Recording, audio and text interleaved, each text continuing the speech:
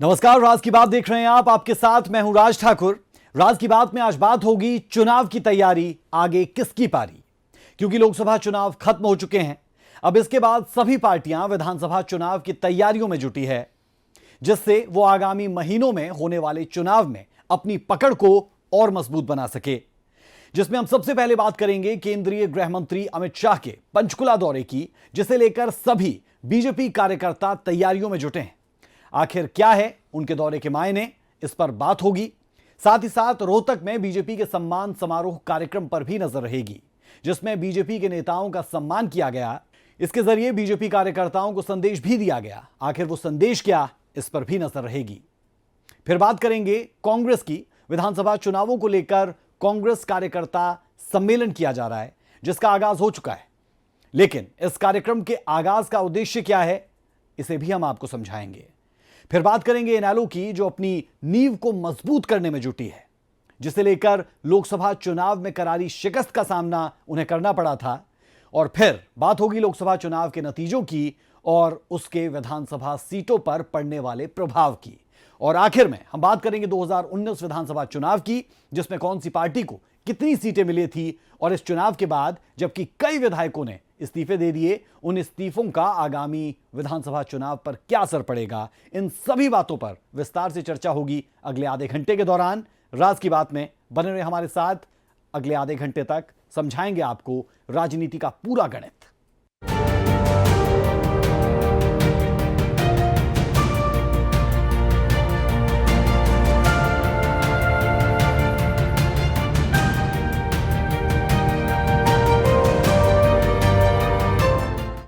हरियाणा में आगामी महीनों में होने वाले विधानसभा चुनाव से पहले केंद्रीय गृह मंत्री अमित शाह पंचकुला दौरे पर हैं। इसे लेकर सभी कार्यकर्ता तैयारी में जुटे हैं, जिसकी जानकारी बीजेपी प्रदेश महामंत्री मोहनलाल बड़ौली और हरियाणा विधानसभा अध्यक्ष ज्ञानचंद गुप्ता ने एक प्रेस कॉन्फ्रेंस कर दी। आखिर क्या है उनके दौरे के मायने, इसे जानने के लिए आपको जरूर देखनी चाहिए हमारी रिपोर्ट।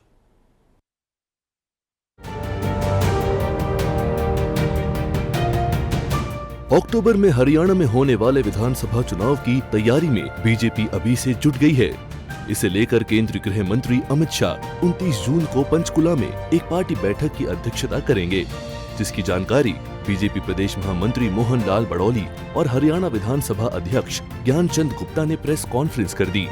50-50 कार्यकर्ता यानी के 4500 कार्यकर्ता लगभग इस बैठक के अंदर, जो विस्तृत प्रदेश कार्यकारिणी है, उस बैठक के अंदर भाग लेंगे। जो कार्यकर्ता 50-50 इसमें भाग लेंगे, उनको पूर्व सूचना, उनके आई कार्ड वो बनकर के ही वो इस बैठक में भाग ले सकेंगे। इस दौरान बीजेपी प्रदेश महामंत्री मोहनलाल बड़ौली ने भी मीडिया को संबोधित किया और कार्यक्रम में होने वाले विषयों की जानकारी दी, जिसका आगाज केंद्रीय गृह मंत्री अमित शाह करने वाले हैं। 28 तारीख को हमारे प्रदेश के मुख्यमंत्री और पार्टी के प्रदेश के अध्यक्ष की भी जिम्मेवारी है, तो प्रदेश अध्यक्ष के नाते वो पदाधिकारियों की, मोर्चे के अध्यक्षों की, सभी जिला अध्यक्षों की और जिला के प्रभारियों की, ऐसे लगभग 70 नेताओं के साथ 28 तारीख को 5 बजे से पहली बैठक का सिलसिला शुरू होगा। पंचकुला, जो हमारा भारतीय जनता पार्टी का कार्यालय है पंचकम, उसके बाद 29 तारीख को 9 बजे से हमारा पंजीकरण का कार्य शुरू होगा और 11 बजे से ये पहले सत्र की शुरुआत होगी। आपको बता दें कि इस बैठक में बीजेपी के प्रदेश प्रभारियों के अलावा कई पदाधिकारी और कार्यकर्ता भी मौजूद रहेंगे, जिन्हें आगामी विधानसभा चुनाव को लेकर केंद्रीय गृह मंत्री अपना मूल मंत्र देंगे। हरियाणा के विधानसभा चुनावों को लेकर कुरुक्षेत्र में होने वाली विस्तारित प्रदेश कार्यकारिणी की बैठक अब पंचकुला में होगी। 29 जून को केंद्रीय गृह मंत्री अमित शाह इस बैठक की अध्यक्षता करेंगे और इस बैठक में हरियाणा भर से भाजपा के करीब 2500 से ज्यादा पदाधिकारी इस बैठक में शामिल होंगे। इसके अलावा हरियाणा के मुख्यमंत्री नैब सिंह सैनी और केंद्रीय मंत्री मनोहर लाल खट्टर और भाजपा के कई बड़े नेता इस बैठक में शामिल होंगे। कहीं ना कहीं आगामी विधानसभा चुनावों को लेकर ये जो बैठक है ये बुलाई गई है। इसमें प्रदेश भर से जो भाजपा कार्यकर्ता है और पदाधिकारी है वो बैठक में मौजूद रहेंगे। गौरतलब है कि हरियाणा में अक्टूबर में ही विधानसभा चुनाव होने की संभावना है। इसे लेकर सभी पार्टियां तैयारी में जुटी हुई है। वहीं दूसरी तरफ बीजेपी का केंद्रीय नेतृत्व भी अपने कार्यकर्ताओं में जोश भरने की तैयारी कर रहा है, जिससे चुनाव में बीजेपी की पकड़ मजबूत हो सके। इस अवसर पर केंद्रीय गृह मंत्री अमित शाह, सभी भाजपा के जो पदाधिकारी हैं, मुख्यमंत्री हैं और केंद्रीय मंत्री हैं जो मनोहर लाल, उनके साथ विचार विमर्श करेंगे और विधानसभा चुनावों को लेकर आगामी क्या रणनीति बनाती है ये देखने वाली बात होगी। कहीं ना कहीं जो केंद्रीय गृह मंत्री हैं अमित शाह, वो 29 जून को पंचकुला में होने वाली विस्तारित प्रदेश कार्यकारिणी की बैठक में सभी पदाधिकारियों व कार्यकर्ताओं को जरूरी दिशा निर्देश देंगे और वहीं किस प्रकार से विधानसभा चुनावों को लेकर रणनीति बनाई जाएगी उसको लेकर भी जो है गृह मंत्री अमित शाह सभी कार्यकर्ताओं और पदाधिकारियों के साथ बैठक करेंगे। हाल ही में संपन्न हुए लोकसभा चुनाव में हरियाणा बीजेपी 10 सीटों में से 5 सीट हासिल कर पाई। अब देखना ये है कि इस लोकसभा चुनाव का विधानसभा चुनाव पर क्या असर पड़ता है। सूर्य समाचार के लिए पंचकुला से तारा ठाकुर की रिपोर्ट। केंद्रीय गृह मंत्री अमित शाह के कार्यक्रम के बारे में तो आप सभी जान गए, लेकिन क्या आपको पता है कि इससे पहले ही बीजेपी ने चुनावी बिगुल फूंक दिया है और इसे लेकर उन्होंने रणनीति भी तैयार कर ली है। क्या है वो रणनीति, देखें जरा।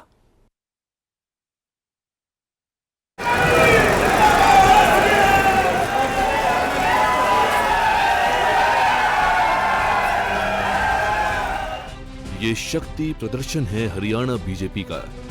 तैयारी है विधानसभा चुनाव की। मौका है रोहतक में प्रदेश के नव निर्वाचित बीजेपी सांसदों के सम्मान समारोह का। मंच सजा तो हरियाणा बीजेपी के लगभग सभी दिग्गज एक साथ नजर आए। प्रदेश के नवनियुक्त चुनाव प्रभारी और केंद्रीय मंत्री धर्मेंद्र प्रधान, सह प्रभारी विप्लव देव समेत मुख्यमंत्री नायब सैनी ने मुख्य तौर पर कार्यक्रम में शिरकत की। सूबे के नवनियुक्त चुनाव प्रभारी धर्मेंद्र प्रधान ने संबोधित किया, जिसमें उन्होंने विपक्ष के नेताओं का नाम लिए बिना कड़ी चेतावनी देते हुए कहा कि बीजेपी लूट खसोट की राजनीति नहीं करती है।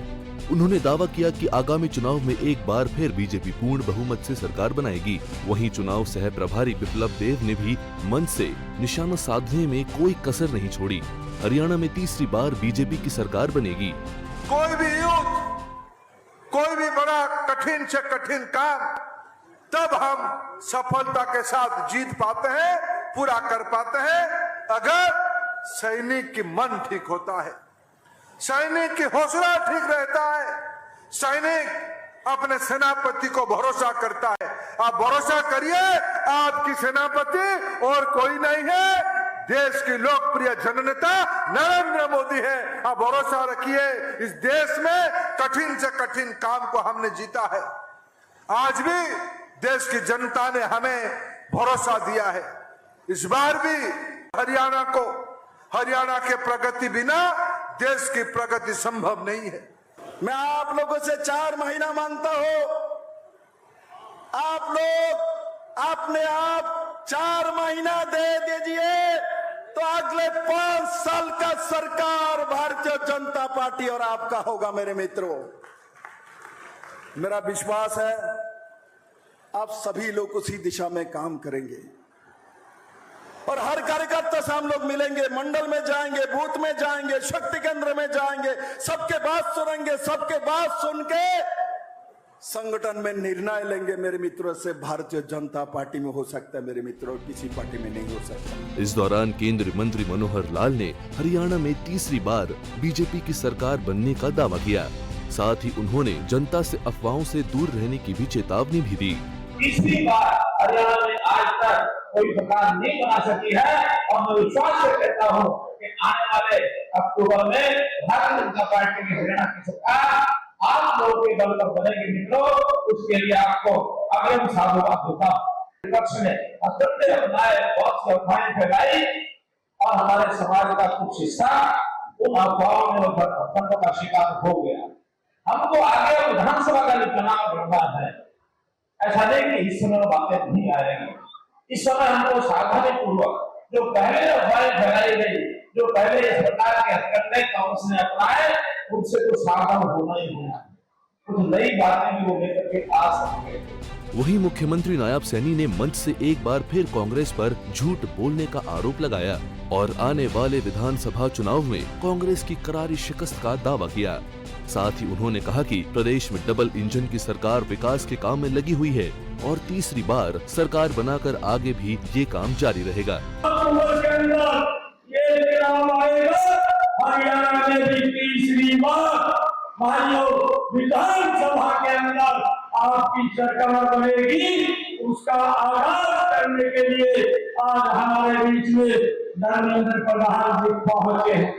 ये हरियाणा की जनता ने ये किया है क्योंकि पिछले 10 वर्षों में ईमानदारी से हमारी सरकार ने गरीब के हित में, महिलाओं के हित में और युवाओं के हित में, किसान के हित में बड़ी ईमानदारी से काम किया है और उसका परिणाम है कि कांग्रेस का झूठ चलने वाला नहीं है। उसका नकाब जनता के बीच में उतारने का काम हमारा कार्यकर्ता करेगा। गौरतलब है कि सूबे में लोकसभा चुनाव के नतीजे बीजेपी के लिए कुछ खास अच्छे नहीं थे। ऐसे में इस तरह के भव्य कार्यक्रम से बीजेपी अपनी जमीन मजबूत करने के साथ साथ कार्यकर्ताओं में जोश भरने की कोशिश कर रही है, जिससे उन्हें आने वाले चुनाव में इसका लाभ मिल सके। रोहतक से दीपक भारद्वाज, सूर्या समाचार।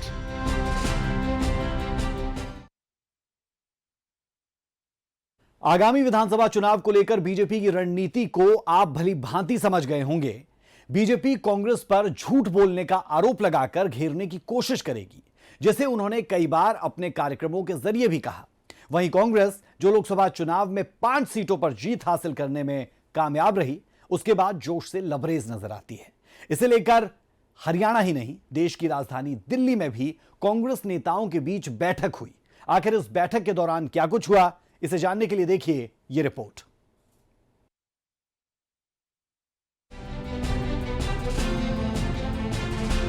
लोकसभा चुनाव में बेहतरीन प्रदर्शन करने के बाद हरियाणा कांग्रेस विधानसभा चुनाव की तैयारियों में जुट चुकी है। हरियाणा कांग्रेस के प्रदेश अध्यक्ष उदय भान कमर कस चुके हैं। वो लगातार जमीनी स्तर पर पार्टी को मजबूत करने की दिशा में सक्रिय कार्यकर्ताओं से संवाद स्थापित कर रही है, जिससे विधानसभा चुनाव में भी कांग्रेस बेहतरीन प्रदर्शन कर सके। कार्यकर्ताओं के अंदर बड़ा जोश और उत्साह है। जो कांग्रेस पार्टी की परफॉर्मेंस रही है पूरे प्रदेश के अंदर 47.6% वोट शेयर हासिल किया है हरियाणा प्रदेश के अंदर, जो कि कंट्री के अंदर सर्वाधिक है। कांग्रेस पार्टी ने पिछले चुनाव से 19.5% वोट शेयर अधिक हासिल किया है। बीजेपी का 11.5% घटा है और हम जहां 10 सीटों पर लीड थी हमारे पिछले चुनाव में लोकसभा के में, वहाँ 46 पर हमारी लीड है। उनकी 79 पर थी, वो घट करके 44 पर आए हैं। हमारी 0 सीट थी, 0 से हम 5 आए हैं। 3 सीट हम बहुत कम मार्जिन से हारे हैं। तो इस तरह से लोगों के अंदर पूरा जोश और उत्साह बना हुआ है। पूर्व मुख्यमंत्री भूपेंद्र सिंह हुड्डा ने भी आगामी विधानसभा चुनाव को लेकर कांग्रेस कार्यकर्ताओं को अगले 3 महीने घर न बैठने की नसीहत दी है और कार्यकर्ताओं को घर घर जाकर कांग्रेस की उपलब्धियां बताने को कहा है। लोगों में जोश दिखा, उसके आधार पर मैं कह सकता हूँ कि हरियाणा की छत्तीस बरादरी ने मन बना लिया है कि आने वाली सरकार हरियाणा में कांग्रेस की सरकार में आए। यहाँ हरियाणा में लोकसभा में तो हाफ हो गए ना, विधानसभा में साफ होगी। गौरतलब है कि आगामी विधानसभा चुनाव को लेकर दिल्ली में भी हरियाणा कांग्रेस के नेताओं की बैठक हुई। इस बैठक में राहुल गांधी और कांग्रेस अध्यक्ष मल्लिकार्जुन खड़गे समेत 42 कांग्रेस नेता मौजूद रहे। इस बैठक में राहुल गांधी ने कांग्रेस नेताओं को एकजुटता का संदेश दिया, जिसकी जानकारी बैठक से बाहर आए कांग्रेस नेताओं ने दिया। राहुल जी ने जो मुद्दे, खास तौर पे जो 5 मुद्दे उठाए थे, उसमें हमारा कोई एक फोकस मोटा प्रोग्राम होगा, तो उन्होंने कहा है कि वो जरूर से आएंगे। राहुल जी ने ऐसी कोई नाराजगी व्यक्त नहीं की। राहुल जी ने जो है एक बड़े तौर पे, राहुल जी तो आज देश के सबसे बड़े लीडर बने, लीडर ऑफ द अपोजिशन बने, और उन्होंने वही जो है एक एडवाइस की है। It was very very objective advice. और मैं समझ रहा हूँ कि सबको बहुत प्रभावित कर गया। मैडम भी आपको बताएंगे, राहुल जी ने जो कहा सबको बड़ा प्रभावित हो गए थे, सभी सब बड़े प्रभावित हो गए थे और निश्चित रूप से इसका हल निकल जाएगा, मैं आपसे दावा के साथ कहता हूँ। चर्चा हुई है, सब सीनियर नेताओं से बात हुई है और उस हमें आश्वासन दिया है कि जो भी हमारे सुझाव हैं उन पर अमल करेंगे। हमारी बात सुनी गई है और हमें आश्वासन दिया गया है कि हमारी बात पे ध्यान दिया जाएगा। बैठक में सारी कांग्रेस ने फैसला किया है, राहुल गांधी जी के खड़गे जी के नेतृत्व में इकट्ठा होकर हरियाणा का इलेक्शन लड़ेंगे और जीतेंगे। राहुल गांधी जी का कार्यक्रम ऑल इंडिया कांग्रेस कमेटी तय करती है और उनसे रिक्वेस्ट की गई है कि वो हरियाणा में आए और वो जैसा ठीक समझेंगे वो करें। गौरतलब है कि लोकसभा चुनाव में बेहतर प्रदर्शन करने के बाद कांग्रेस एक बार फिर विधानसभा चुनाव को लेकर कोई कोर कसर नहीं छोड़ना चाह रही है। ऐसे में पार्टी की मजबूती के लिए कदम उठाए जा रहे हैं। सूर्या समाचार के लिए पलवल से सौरभ वर्मा, यमुनानगर से सुनील कुमार और दिल्ली से विनय सिंह की रिपोर्ट।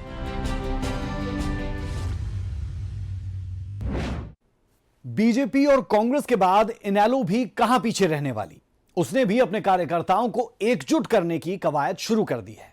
इसे लेकर वो कार्यकर्ताओं के साथ बैठक भी कर रही है, लेकिन इस बार वो अकेले चुनाव लड़ने के मूड में नहीं है। आखिर क्यों और वो किसके साथ चुनाव लड़ने के मूड में नजर आती है, देखिए जरा।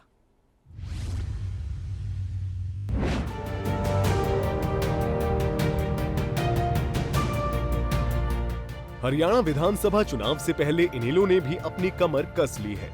इसी को लेकर इनेलो एक बार फिर अपनी तैयारियों में जुट गई है, जिसे लेकर वे लगातार अपने कार्यकर्ताओं के साथ मीटिंग कर रही हैं, जिससे उनके कार्यकर्ता इस चुनाव से पहले दुगना उत्साह के साथ जनता के बीच जाए और इनेलो के कामों से जनता को रूबरू करवाए।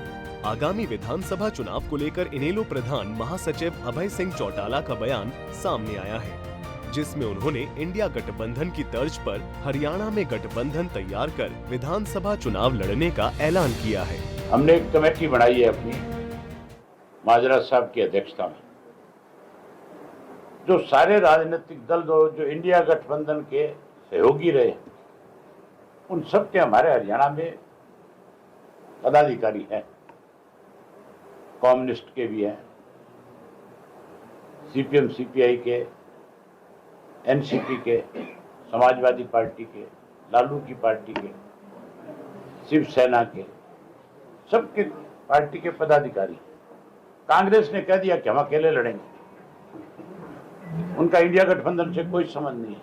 इंडिया गठबंधन की शुरुआत हमने करी थी, हम हरियाणा में इंडिया का गठबंधन फिर बना रहे हैं। हम उनसे बात करेंगे, उनको सबको अपने साथ जोड़ेंगे और भाजपा और कांग्रेस को दूर करने के लिए सबसे सहयोग लेंगे और उनको राजनीतिक पहचान देंगे सबको। गौरतलब है कि 2019 से पहले इंडियन नेशनल लोकदल सूबे का एक ऐसा दमदार सियासी दल था जिसका सत्ता में और विपक्ष में रहते हुए भी डंका बजता था। हरियाणा में वे कई बार सत्ता पर काबिज रहा तो कई बार प्रमुख विपक्षी दल भी बना रहा। एक समय था जब ग्रामीण इलाकों में उसकी तूती बोलती थी। आज आलम यह है कि उसका वजूद भी खतरे में पड़ा हुआ है। 2019 के विधानसभा चुनावों में इनेलो को कुल 1 सीट और 2.5% वोट मिल पाए, जबकि 2014 के विधानसभा में उसकी 19 सीटें थी और करीब 24% वोट शेयर था। दूसरी ओर जजपा को 10 सीटें मिल गई और उसका वोट शेयर भी करीब 15% रहा। इनेलो के लिए ये बड़ा झटका था और जजपा के लिए एक संजीवनी। 2024 का लोकसभा चुनाव इनेलो और जजपा के लिए एक बड़ा इम्तिहान था। जजपा को उम्मीद थी कि 2019 की तरह फिर कोई करिश्मा हो जाएगा, लेकिन इन चुनावों में उसके सभी प्रत्याशियों की जमानतें जब्त हो गईं और वोट शेयर भी मुश्किल से एक ही रह गया। अभय चौटाला समेत इनेलो के भी सभी प्रत्याशियों की जमानतें जब्त हो गईं, लेकिन पिछली बार के वोट शेयर में कुछ इजाफा जरूर हुआ। उसे कुल 1.87% वोट ही पड़े। अब देखना ये है कि आगामी विधानसभा चुनाव में इनेलो ऐसा कौन सा दांव चलाता है जिससे वो इस चुनाव में बेहतरीन प्रदर्शन कर सके। सूर्या समाचार के लिए सिरसा से सुरेंद्र सावंत की रिपोर्ट। तो इनेलो प्रमुख अभय चौटाला का बयान तो आपने सुन ही लिया, जिसमें वो इंडिया गठबंधन की तर्ज पर चुनाव लड़ने की बात कर रहे हैं। अब हम बात करेंगे लोकसभा चुनाव में हासिल हुई जीत और उसके विधानसभा सीटों पर पड़ने वाले प्रभाव की, क्योंकि हरियाणा में 90 विधानसभा सीटें हैं जिस पर अभी सभी पार्टियों की निगाहें टिकी हुई है।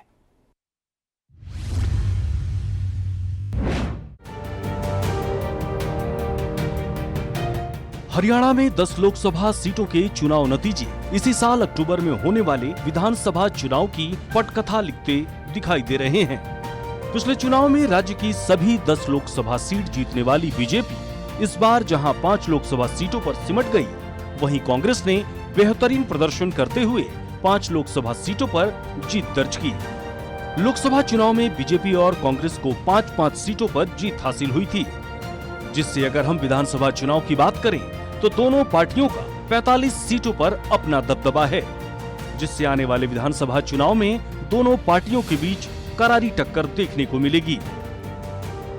अगर गुरुग्राम की बात करें तो गुरुग्राम में बावला, रेवाड़ी, पटौदी, बादशाहपुर, गुड़गांव, सोहना, नूंह, फिरोजपुर, पुन्हाना ये 9 विधानसभा सीटें हैं। वहीं फरीदाबाद में हथीन, होडल, पलवल, पृथला, फरीदाबाद, एनआईटी, बड़खल, बल्लभगढ़, फरीदाबाद, तिगांव और करनाल में नीलोखेड़ी, इंद्री, करनाल, घरौंडा, असंध, पानीपत ग्रामीण, पानीपत शहर, इसराना और समहालका, जबकि कुरुक्षेत्र में रादौर, लाडवा, शाहबाद, थानेसर, पेहोवा, गुहला, कलायत, कैथल, पुंडरी। वहीं भिवानी महेंद्रगढ़ की बात करें तो लोहारू, बधरा, दादरी, भिवानी, तोशाम, अटेली, महेंद्रगढ़, नारनौल, नांगल, चौधरी, जबकि हिसार में उचाना कला, आदमपुर, उकलाना, नारनौल, हांसी, बरवाला, हिसार, नलवा, बवानीखेड़ा, सिरसा में नरवाना, टोहाना, फतेहाबाद, रतिया, कालांवाली, डबवाली, रनिया, सिरसा, एलनाबाद।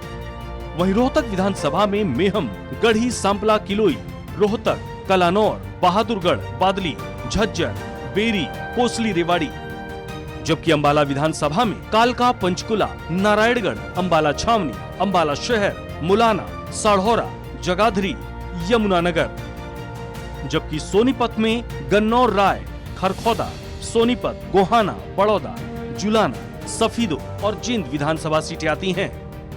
साल 2019 विधानसभा चुनाव परिणामों की बात करें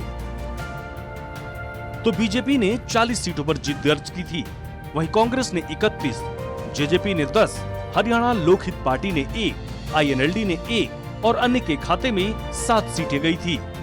साल 2019 के लोकसभा चुनाव के मुकाबले इस बार कांग्रेस के मतों में करीब 20% की बढ़ोतरी हुई है।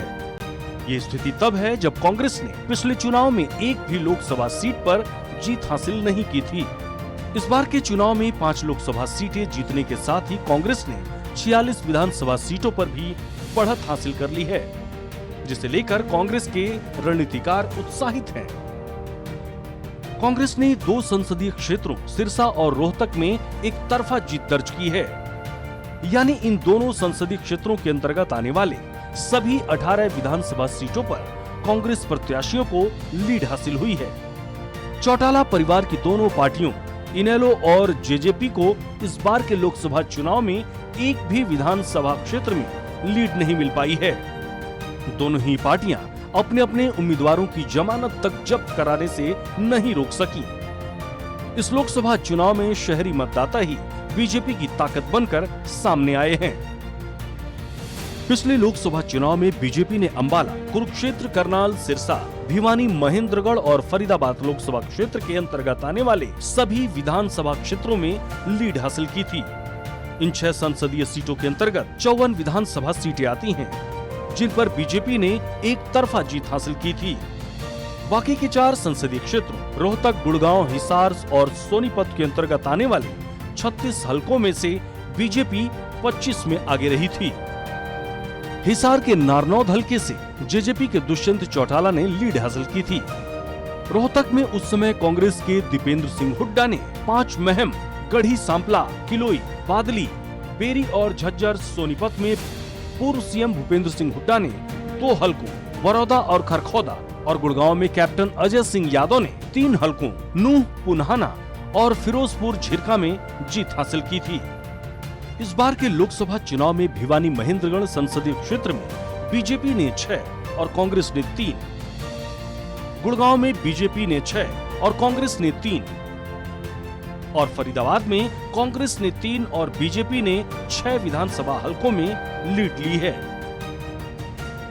अंबाला में बीजेपी ने 4 और कांग्रेस ने 5, कुरुक्षेत्र में बीजेपी ने 5 और आईएनएलडी गठबंधन ने 4, सोनीपत में बीजेपी ने 5 और कांग्रेस ने 4 और हिसार में बीजेपी ने 3 और कांग्रेस ने 6 विधानसभा सीटों पर जीत दर्ज की है। गौरतलब है कि पिछले लोकसभा चुनाव में बीजेपी ने 6 लोकसभा सीटों पर एक तरफा प्रदर्शन करते हुए उनके अंतर्गत आने वाले सभी 54 विधानसभा सीटों में जबरदस्त तरीके से जीत हासिल की थी। एक लोकसभा में औसतन 9 विधानसभा क्षेत्र आते हैं। लोकसभा की 10 सीटों में से इस बार बीजेपी केवल करनाल में ही ऐसा प्रदर्शन कर पाई है, यानी बीजेपी ने वहां सभी 9 विधानसभा सीटों पर जीत हासिल की है। ब्यूरो रिपोर्ट, सूर्या समाचार। तो आप ये भली भांति समझ गए होंगे कि लोकसभा चुनाव में बीजेपी और कांग्रेस ने 5-5 सीटों पर जीत हासिल की थी। इसे लेकर आगामी विधानसभा चुनाव में भी रोचक मुकाबला होने की संभावना है। और आखिर में हम बात करेंगे हरियाणा विधानसभा में विधायकों की संख्या बल की, यानी किस पार्टी के पास कितने विधायक हैं। अगर किसी विधायक ने इस्तीफा दिया है तो उसका आगामी चुनाव पर क्या असर पड़ेगा।